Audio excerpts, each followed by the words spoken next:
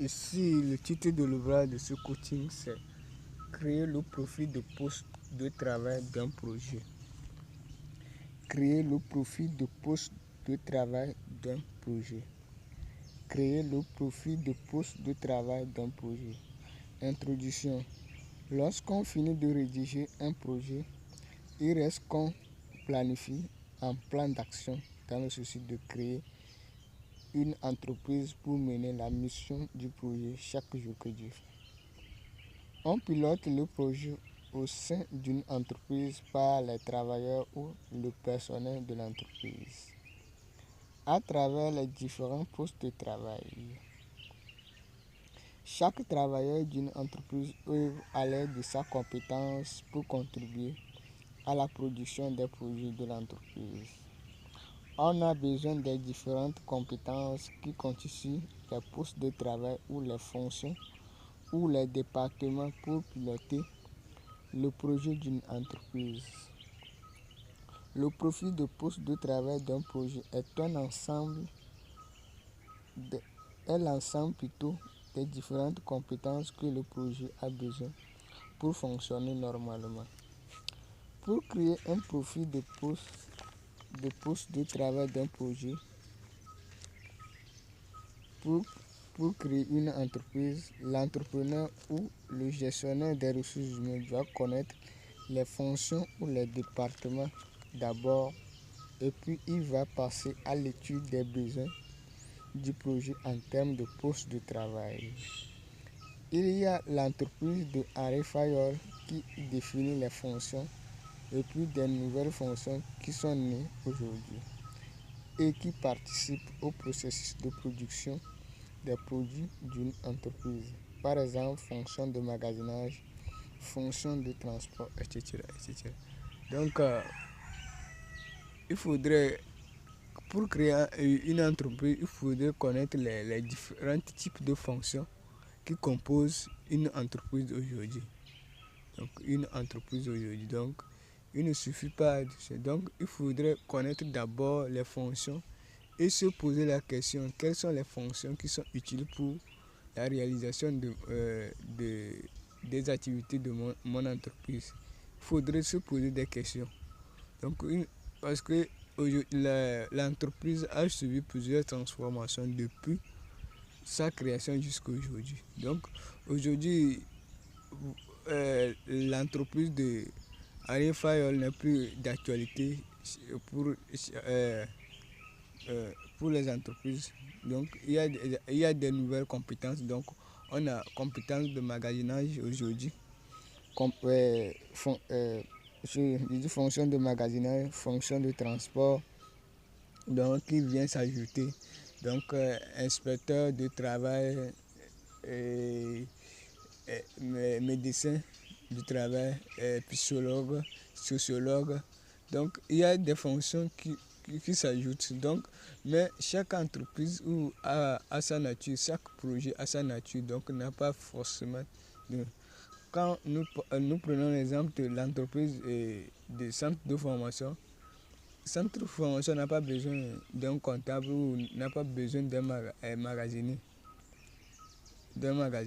Donc, les entreprises ont leur réalité. Donc, il faudrait que l'entrepreneur ou le gestionnaire des ressources humaines arrive à connaître toutes les compétences nécessaires pour la réalisation ou pour toutes les fonctions qui composent une entreprise pour pouvoir sélectionner les fonctions qui ont un impact sur son projet. Et donc, il va travailler seulement avec les fonctions qui ont un impact sur son projet. Donc, on les sélectionne. 1. Analyser les besoins. 1. Analyser les besoins. Après l'analyse d'un projet rédigé pour définir les plans d'action du projet, le gestionnaire des ressources humaines doit définir l'impact de chaque compétence qui compose une entreprise. Il doit se poser des questions à propos des différentes compétences qui composent une entreprise pour identifier leur importance sur le projet conçu, dans le souci de sélectionner les compétences que le projet a besoin pour la réalisation. Par exemple, qu'est-ce que le poste de travail du secrétariat peut apporter à mon projet, etc., etc. Donc, c'est un exemple. Donc, se demander qu'est-ce que le poste de travail du secrétariat peut apporter à mon entreprise. Il y a les compétences de l'entreprise de Taylor qui est composée des ingénieurs ou des ouvriers et les dirigeants qui constituent le département d'ouvriers ou d'ingénieurs. Quelle est l'activité ouvrière ou d'ingénierie du projet? La réponse de cette question permet à l'entrepreneur d'identifier l'activité ouvrière du projet de la nouvelle entreprise qui va naître pour créer la fonction ou le département d'ouvriers de l'entreprise. Donc, il faudrait se poser la question pour savoir la fonction ouvrière ou la fonction d'ingénierie pour son entreprise. Donc, l'origine de l'entreprise, c'est d'arriver à produire un produit. Donc, c'est la fonction ouvrière qui produit le produit. Donc, quand je donne l'exemple de l'entreprise de Simtogo, la fonction ouvrière, c'est les produits, les paquets de ciment. Donc, c'est la fonction ouvrière, ça, de l'entreprise Simtogo. Donc, produire les paquets de ciment. Or, il y a d'autres fonctions qui s'ajoutent, la fonction de comptabilité, la fonction de dirigeant, etc., etc. On a l'entreprise de Henry Ford Henry Fayol plutôt, qui a 6 fonctions, à savoir la fonction technique, la fonction commerciale, la fonction comptable, la fonction financière, la fonction de direction ou administrative et fonction de sécurité.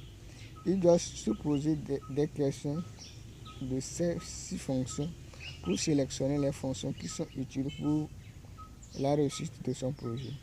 Il y a de nouvelles fonctions qui sont ajoutées aux 6 fonctions de Henry Fayol, à savoir fonction de magasinage, fonction de transport, fonction de médecin de travail, fonction du management, fonction d'économie, fonction de gestion des ressources humaines, fonction de sociologie, fonction de psychologie, fonction de cabinet d'experts, etc., etc. Il doit se poser des questions à propos de toutes les fonctions qui composent les différentes fonctions d'une entreprise aujourd'hui pour identifier les fonctions qui sont utiles à la réussite de son projet. Donc, une entreprise est composée des travaux intellectuels et manuels. Donc, la fonction ouvrière se loge dans des activités manuelles et les autres fonctions intellectuelles. Donc, on a comptabilité, etc. 2. Nature du projet. Aujourd'hui, il y a plusieurs fonctions qui composent une entreprise. L'entreprise elle-même existe, mais c'est la mission à mener qui n'existe pas. L'entreprise est l'ensemble des différentes compétences qui participent à la production des produits d'une entreprise. Ces fonctions sont la fonction d'ouvrière ou d'ingénierie, la fonction commerciale ou marketing, la fonction comptable, la fonction de magasinage, la fonction de sociologie, la fonction de médecin de travail, la fonction de sécurité, la fonction de secrétariat, la fonction de gestion des ressources humaines, la fonction de management, la fonction de psychologie, la fonction de transport, fonction d'inspecteur du travail, fonction de job, fonction d'économie, fonction financière, fonction de cabinet d'experts, fonction de dirigeant ou de direction, etc. Le projet d'une entreprise n'a pas besoin forcément de toutes les compétences que compose une entreprise plutôt, mais le projet d'une entreprise a besoin seulement des compétences qui impactent les activités du projet dans le processus de production des produits de l'entreprise. Chaque projet a sa nature qui impose un nombre de compétences pour la réalisation du projet. Par exemple, le projet de l'entreprise Simco est bien du projet d'une entreprise de formation.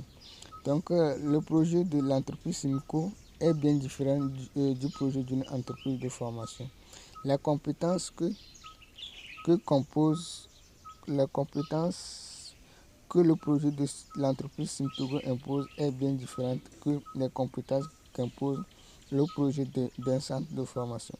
C'est la nature du projet de l'entreprise qui détermine les compétences que le projet a besoin pour la réalisation. 3. Capacité de l'entrepreneur. Il se pose deux problèmes, à savoir problème de financement du projet et problème de clientèle. Lorsqu'une entreprise produit ses produits, elle doit forcément vendre les produits pour avoir un chiffre d'affaires à la fin d'un jour, d'une semaine, de 2 semaines et d'un mois. Pour assumer ses charges salariales, donc, elle doit avoir une cible. Quand la cible ou le marché de vente est petit, on a une micro-entreprise ou une petite entreprise. Quand la cible est moyenne, on a une moyenne entreprise. Et quand la cible est grande, on a une grande entreprise. Si le projet de l'entreprise est grand, on a besoin de nombre de capitaux pour financer le projet. Donc, l'entrepreneur doit financer le projet en fonction de sa capacité, en tenant compte de sa cible. Donc, il ne suffit pas de financer un projet, donc il suffit de vérifier aussi la cible, le marché de vente qui consomme le produit. Donc, il doit financer en fonction, en tenant compte du marché de vente ou de la cible qui consomme le produit. Donc, quand il finance assez de capitaux et il a une petite cible qui consomme ses produits, il risque de tomber dans la faillite ou de ne pas vendre, de fermer ses portes. Donc, il doit financer son projet en tenant compte de la physionomie du marché de vente ou de sa cible. Donc, il est nécessaire de vérifier ça. Chaque entrepreneur ou le gestionnaire des ressources humaines pour piloter son projet. 4. Effectifs. L'effectif des travailleurs d'une entreprise dépend de la taille de l'entreprise créée. Si la taille de l'entreprise est micro ou petite, l'effectif des travailleurs est micro et petit. Si la taille de l'entreprise est moyenne, l'effectif des travailleurs est moyen. Si la taille est grande, l'effectif des travailleurs est énorme. La demande des produits de l'entreprise joue un rôle très important sur l'effectif des travailleurs d'une entreprise. Si la demande des produits est grande, on a besoin d'un grand nombre de travailleurs pour répondre à la demande. Si la demande des produits est micro ou petite, on a besoin peu de travailleurs pour répondre à la demande. Si la demande des produits est moyenne, on a besoin assez de travailleurs pour répondre à la demande. Le gestionnaire des ressources humaines ou le chef d'entreprise doit calculer l'effectif des travailleurs d'un projet d'une entreprise en tenant compte de la taille de l'entreprise et de la vision de l'entreprise. Donc, de la taille de l'entreprise et de la... Donc, l'effectif, on produit les produits d'une entreprise en fonction de l'effectif de l'entreprise. Donc, quand vous avez un grand nombre de travailleurs, vous produisez assez de produits, un grand nombre de produits par jour au sein de l'entreprise. Mais si l'effectif est moyen, on produit aussi une quantité moyenne des produits de l'entreprise. Si l'effectif est micro, on produit des produits insignifiants par jour de l'entreprise. Si l'effectif des travailleurs est petit, on produit une petite quantité de produits dans l'entreprise. Donc, il suffit de calculer l'effectif en tenant compte la cible ou le marché que l'entreprise vend ses produits. Donc, il est nécessaire de savoir calculer l'effectif de tous les départements ou toutes les fonctions qui composent l'entreprise pour pouvoir répondre à la demande des produits par les clients.